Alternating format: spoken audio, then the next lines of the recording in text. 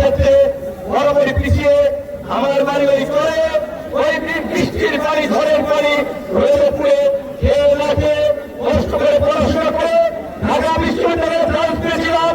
২০০০ বছর পরে ঢাকা বিশ্ববিদ্যালয়ে ভীতি হয়েছিলাম। তারপরে আজকে আমি আপনাদের সামনে বাংলাদেশের একটি বড় রাজনৈতিক দল বিএনপির সমর্থন নিয়ে এমপি নির্বাচন করার জন্য উপস্থিত হতে পেরেছি, মনোনয়ন পেয়েছি। তাই এই অঞ্চলের মেধাবী অসচ্ছল শিক্ষার্থীদেরকে সুযোগ সুবিধা নিশ্চিত করে ব্যক্তিগত সরকারি সমস্ত পর্যায় থেকে তাদের উন্নত আধুনিক শিক্ষার সুযোগ সুবিধা নিশ্চিত করে তাদেরকে আমরা এগিয়ে নিতে চাই। আমাদের দেশের বেকারত্ব বিশেষ করে তরুণদেরকে মাদক থেকে দূরে রেখে এই এলাকার সাংস্কৃতিক এবং ক্রীড়ার কর্মকাণ্ডকে এগিয়ে নেওয়ার পাশাপাশি আমরা বেকারদের চাকরির ব্যবস্থা করতে চাই। বিশেষ করে এই গণতন্ত্র কাশ্মীরের হিন্দু সম্প্রদায়ের ভাই বোনদের উদ্দেশ্যে একটি কথা বলতে চাই।